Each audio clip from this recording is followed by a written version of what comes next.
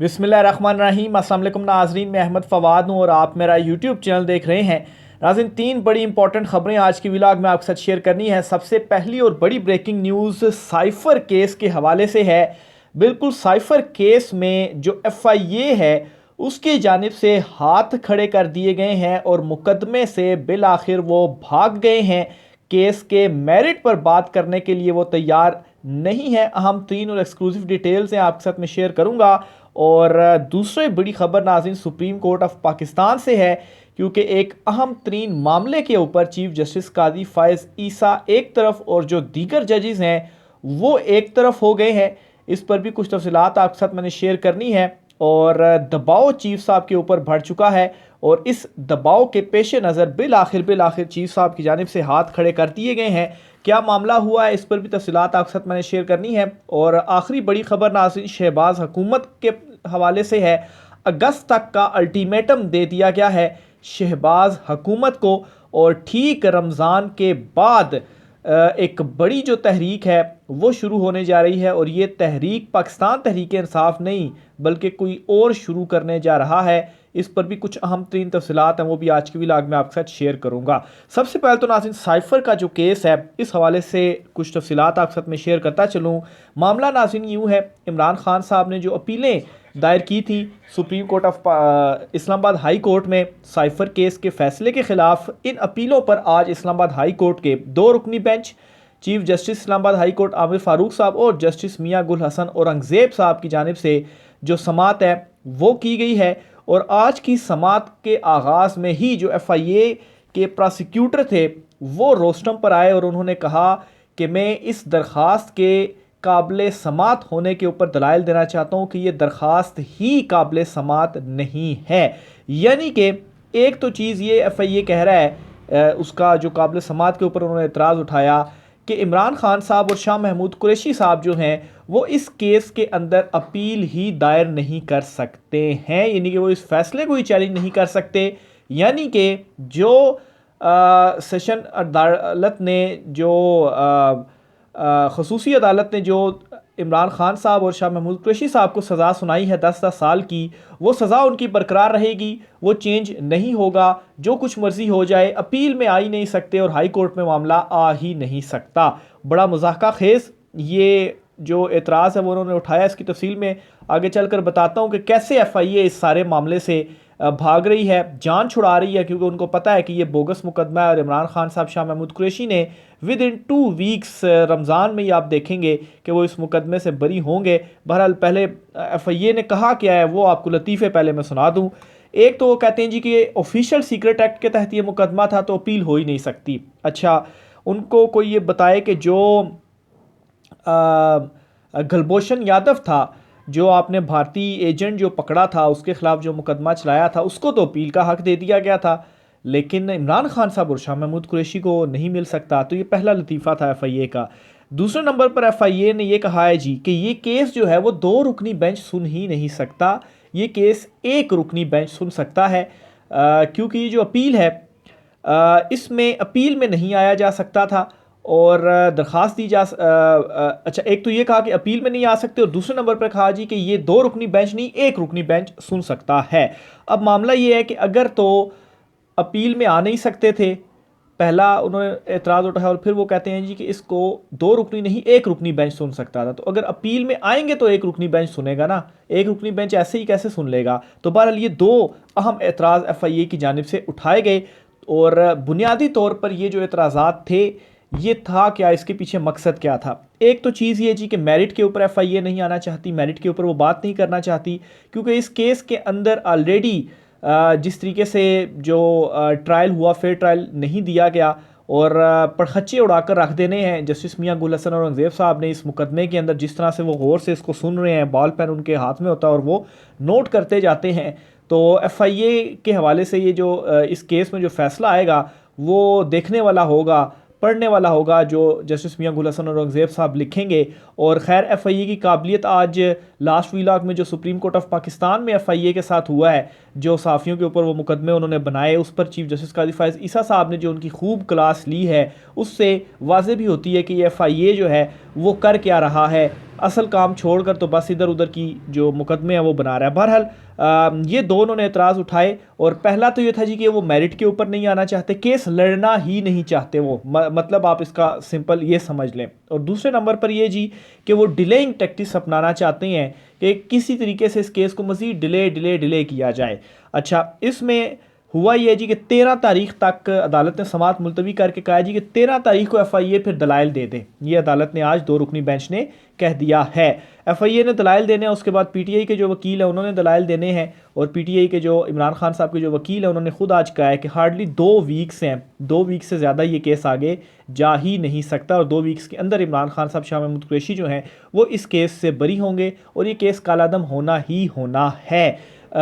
और आज इस चीज़ के ऊपर मोहर ऐसे लग गई है कि एफआईए ख़ुद इस मुकदमे को लड़ने से भाग गया है, और अगर इस केस के अंदर जान होती तो बजाय इसके कि वो अपील के ऊपर एतराज़, मुज़ाहका खेज़ एतराज़ उठाते, एतराज़ भी कोई होता है जिसमें कोई जान होती है कानूनी तौर पर भी, लेकिन इसमें कोई मुज़ाहका खेज़ किस्म का एतराज़ उठा दिया, और वाकई जान होती तो वो अपील के ऊपर लड़ते केस को, अपना प्रूफ करते केस, लेकिन केस में ही जान नहीं थी। जिस तरह से साइफर केस में नीचे डयाला जेल में जो समातें हुई हैं वो सबके सामने है कि कैसे जी एक दिन के अंदर 21 गवाहों के बयानात कलमबंद हुए, और वो भी कौंसल ने कर दिए, इमरान खान साहब, शाह महमूद कुरैशी के वकला को नहीं करने दिए, कैसे फ़ैसला सुनाया गया।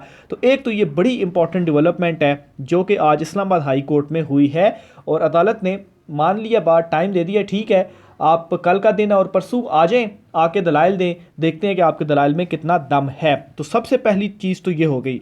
दूसरे नंबर पर नाज़रीन, सुप्रीम कोर्ट ऑफ पाकिस्तान से अहम तरीन मामला है। हुआ कुछ यूँ है कि सहाफ़ियों के हवाले से जो केस था, इस केस की आज समाअत हुई। डिटेल लास्ट व्लॉग में मैं आपको बता चुका हूँ इस केस में क्या हुआ है, लेकिन सुप्रीम कोर्ट ऑफ पाकिस्तान में अंदर से चीफ जस्टिस काजी फायज़ ईसा साहब के ऊपर इस मामले के ऊपर शदीद दबाव है। इस हवाले से कमर जैदी साहब हैं, उन्होंने ट्वीट भी किया, वो लिखते हैं जी कि काजी फायज़ ईसा साहब के ऊपर अंदर से काफ़ी ज़्यादा प्रेशर है कि अदलिया का जो कांदा है वो इस मामले के ऊपर इस्तेमाल नहीं होना देना चाहिए, क्योंकि जो गिरफ्तारियाँ हुई हैं वो यही इसी चीज़ को बेस बनाया गया कि आपने अदलिया के ऊपर तज़हीक की है या तनकीद की है, जो कुछ भी किया है, तो इस वजह से आपको गिरफ़्तार किया जा रहा है। तो नाम किसका इस्तेमाल हो रहा है, वो अदलिया का हो रहा है। और चीफ जस्टिस जस्टिस अतर मिनल्ला साहब तो इस मामले का खुलकर गुफ्तगू भी कर चुके हैं कि इस तरह से सहाफ़ियों की गिरफ्तारियाँ नहीं होनी चाहिए। कैसे हो सकता है, जस्टिस सरदार तारिक मसूद साहब की जानिब से भी ये जो इजहार है वो किया गया। तो बहरहाल अंदर से ये जो दबाव है चीफ जस्टिस काजी फायज़ ईसा साहब के ऊपर। अब नाज़रीन इसमें थोड़ा सा डिफरेंस आपने देखना है। जो लास्ट हेयरिंग हुई थी इसी मुकदमे में, उस मुकदमे में चीफ जस्टिस काजी फायज़ ईसा साहब ने कहा था जी कि माजी में सहाफ़ियों को कोड़े भी पड़े तो नोटिस हो गया, तो इसमें डरने की क्या बात है, नोटिस ही हुआ है, ठीक है, क्या हो गया, क्या हो जाएगा। और इसी मामले के ऊपर नोटिस हुआ था चीफ जस्टिस काजी फायज़ ईसा साहब को, सहाफ़ियों को, कि उन्होंने तनकीद की थी और उसको तज़हीक भी कहा गया, जो भी उसको कहा गया। लेकिन आज की समाअत में वही मैटर है, और चीफ जस्टिस काजी फायज़ ईसा साहब कह रहे हैं कि अदलिया का जो कांदा है वो इस्तेमाल नहीं करने दिया जाएगा। तो क्या आज अदलिया का कंधा इस्तेमाल हो रहा है? कल जो समाअत हुई थी, जो गुज़श्ता समाअत हुई थी, उसमें भी सेम मैटर था।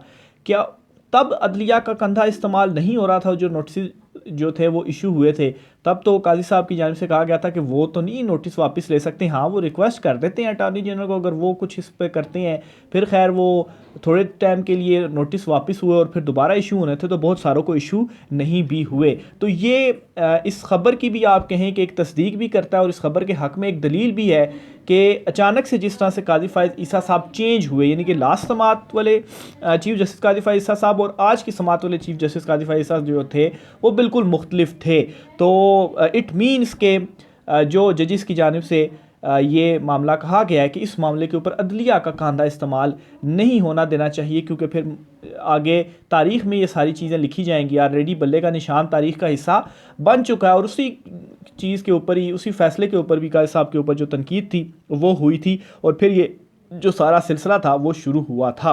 तो बहरहाल दूसरी इंपॉर्टेंट ख़बर थी, और जो सारी आज की समाअत हुई है वो भी आपके सामने मैंने रखी कि कैसे शदीद बरहम भी काजी साहब हुए, सवालात भी उन्होंने उठाए। एफआईए प्रोसिक्यूटर जो थे, एफआईए के जो रिप्रेजेंटेटिव थे, बिल्कुल खामोश थे, कुछ वो अपने हक़ में बोल नहीं पाए कि क्यों वो दे रहे हैं, ये मुकदमे कर रहे हैं। इवन के अटॉर्नी जनरल ने ख़ुद ये माना कि जो मुकदमा हुआ सत्तूर के ऊपर, उस पर जो कुछ दफ़ात ऐड की गई हैं, कुछ दफ़ात डाली गई हैं, वो तो बनती ही नहीं थी। तो अगर बनती नहीं थी तो FIA कैसे वो दफ़ात डाल सकता है? और अगर इसी तरीके से FIA कोई पहली बार नहीं हुआ, ऐसा कई मरतबा हो चुका है और FIA मुसलसल ये काम कर रहा है, तो FIA के ख़िलाफ़ फिर कोई कार्रवाई भी कोई नहीं कर रहा, उनको कोई अकाउंटेबल नहीं कर रहा कि आप बार बार एक काम कर रहे हैं। कोई उनको अकाउंटेबल करने को तैयार नहीं है। इवन के काजी साहब तो ये भी कहते हैं जी कि वो जो हेड हैं वो कौन है, उनका नाम आप नहीं ले सकते, मुझे पता है, अटॉर्नी जनरल को ये कहा। तो बहरहाल लास्ट व्लॉग में इसको डिटेल में सारा आपको बता चुका हूँ। तो ये दूसरी इंपॉर्टेंट खबर थी। आखिर में नाज़रीन, शहबाज शरीफ साहब को शहबाज हुकूमत को अगस्त तक का अल्टीमेटम दे दिया गया है। आज फवाद चौधरी साहब जो हैं उन्होंने गुफ्तगू किया मीडिया से और उन्होंने ये कहा है जी कि शहबाज शरीफ ने अगर मौलाना फजल रहमान को मैनेज नहीं कर पाए तो ये जो हुकूमत है वो अगस्त से आगे नहीं जाएगी। एक ख़बर तो ये आपने ध्यान में रखनी है। और दूसरे नंबर पर मौलाना फजल रहमान ने जलसों का, एहतजाजी जलसों का ऐलान कर दिया है और ईद के फौरी बाद मौलाना फजल रहमान ने एहतजाजी जलसों का ऐलान कर दिया है, मुज़ाकरात के दरवाजे बंद कर दिए हैं। ख़बर पहले आपके सामने रखता हूँ, फिर इसकी डिटेल की जानिब बढ़ते हैं। जमीयत उलमा इस्लाम फ़े ने हुकूमत से रब्ता ख़त्म करते हुए मुज़ाकरात के दरवाजे बंद कर दिए।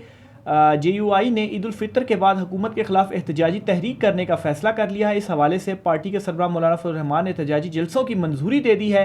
एहतजाजी तहरीक के दौरान बलूचिस्तान, सिंध और खैबर पख्तूनख्वा में जलसे होंगे। ज़राए का कहना है कि जमीयत उलमा इस्लाम के सरबराह मौलाना फजल रहमान ने तहरीक से मुतल्लिक मुशावरत मुकम्मल कर ली है।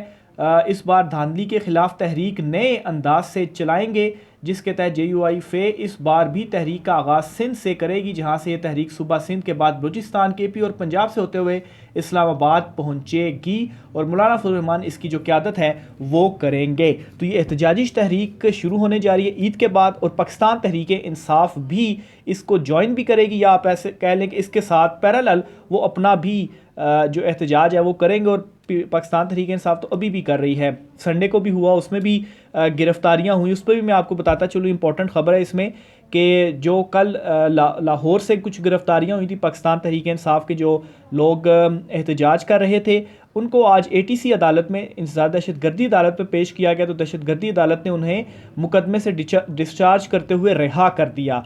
यानी कि आप देखेंगे पुरअमन एहतजाज से गिरफ्तारियां हो रही हैं और उस पर आगे फिर प्रूफ कुछ भी नहीं हो रहा और अदालत मुकदमे से डिस्चार्ज करके उनको रिहा कर रही है। तो बिल्कुल सिस्टम किस तरफ जा रहा है, अपनी मर्जी से ही लोग इसको चला रहे हैं। FIA क्या कर रहा है, यहाँ पर पुलिस क्या कर रही है। तो बहरहाल ये अदालत का एक अहम तरीन हुक्म था। PTI तो अभी से ही अपनी तहरीक चला रही है। बहरहाल मौलाना के बाद ये तहरीक मज़ीद ज़ोर पकड़ेगी और इसी वजह से फवाद चौधरी साहब का अब ये बयान आप देख लें कि अगस्त से आगे नहीं जा पाएगी अगर मौलाना को मैनेज ना किया तो। आखिर में नाज़रीन आपको ख़बर देता चलूँ कि इमरान खान साहब ने कहा था कि ये एम्पायर्स को भी साथ मिलाकर खेलते हैं। इमरान खान साहब की ये बात अब बिल्कुल सच साबित हो गई है और इसका जो नज़ारा है वो भी अब नज़र आ चुका है। वो कैसे जी, देखें, निगरान हुकूमत के अंदर कौन कौन शामिल था। मोहसिन नकवी थे जो कि वज़ीर आला पंजाब थे, अहद चीमा, सरफराज भुगटी, ये सारे निगरान हुकूमत में वज़रा थे और उसमें शामिल थे। और अब जो शहबाज शरीफ की काबीना है आप उसको देख लें कि उसमें कौन है जी, मोहसिन नकवी, अहद चीमा, सरफराज भुगटी, ये सारे शहबाज शरीफ की काबीना में शामिल हैं। तो कुछ तो मेरे ख्याल से वो ख्वाजा आसिफ ने कहा था ना कि कुछ तो शर्म होती है, कुछ हया होती है। तो मेरे ख्याल से वो दोनों इनके पास इस वक्त मौजूद नहीं हैं कि ये वही निगरान हैं कि जिनके अंडर इलेक्शंस हुए हैं। और ख़ैर 3 महीने के लिए निगरान होती है तो 6 महीने से भी ज़ायद रहे और फिर इन्हीं निगरानों को बाद में हुकूमत के अंदर शामिल करना। अब क्या ये निगरान फिर कहाँ के निगरान हुए, ये कहाँ से न्यूट्रल हुए। और इलेक्शन कमीशन ऑफ पाकिस्तान, खैर इलेक्शन कमीशन ऑफ पाकिस्तान जिसने इन तमाम तर चीज़ों को मेक श्योर करना था जी कि सब कुछ फेयरली हो, वो इलेक्शन कमीशन ऑफ पाकिस्तान ख़ुद क्या इकदाम कर रहा है। जो फॉर्म 45, फॉर्म 47 सामने आए, पूरा मुतनाज़ा बना और फिर उसके बाद ख़ास तौर पर तमाम तर मामलात की हद जो है वो माफ़ कीजिएगा, हद कहाँ पर अबूर की इलेक्शन कमीशन ऑफ पाकिस्तान ने। मखसूस नशिस्तें, एक तो उन्होंने ये किया जी कि PTI को मखसूस नशिस्तें नहीं दी, ऊपर सोने पे सुहागा ये कि वो मखसूस नशिस्तें दूसरी जमातों को फिर दे दी। तो ये इलेक्शन कमीशन ऑफ पाकिस्तान का रोल जो है वो रहा है। तो बहरहाल जी ये कुछ आज की अहम तरीन तफसीलात थी। राय का इज़हार कीजिएगा। इजाज़त दीजिए। अल्लाह हाफ़िज़।